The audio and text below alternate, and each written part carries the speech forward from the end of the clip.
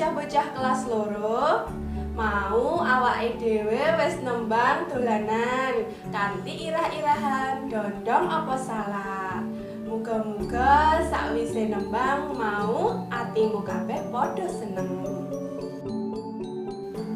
Ketemu maneh karo Ustazah Poppy ing pasinaon basa Jawa.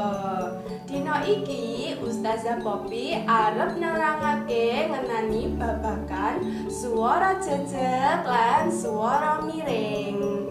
Nah, aksara swara ing basa Indonesia diarani vokal, yaitu A, I, U, E, O.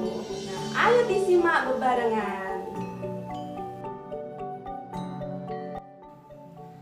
Swara jejeg lan swara miring. Swara jejeg uga diarani swara sampurna.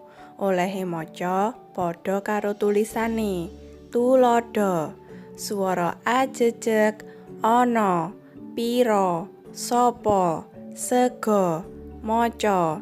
Swara I jejeg iki, kuwi, pipi, siti, rugi, lagi. Swara U jejeg luru, guru, biru, maju, tumbu. Swara E jejeg sate, kene, jare, kowe, lele. Swara O jejeg loro, belo, kilo, ijo, kono. Iku mau sing diarani swara jejeg. Saiki swara miring uga diarani swara ora sampurna menawa olehe maca owah saka tulisane. Tuladha. Swara A miring bapak, sekolah, gawe, jajan. Swara I miring lading, adik, duit, wis. Swara U miring wisuh, weruh, pikun, tarung. Swara E miring bebek, golek, menek, tekek. Swara E pepet utawa wareg, wedi, geger, banger. Swara O miring adoh, dondong, terong. Kuwi mau sing diarani swara miring lan tuladhane. Supaya luwih cethone meneh, coba gambar iki setitekno, tulisen ing buku tulis lan ucapno.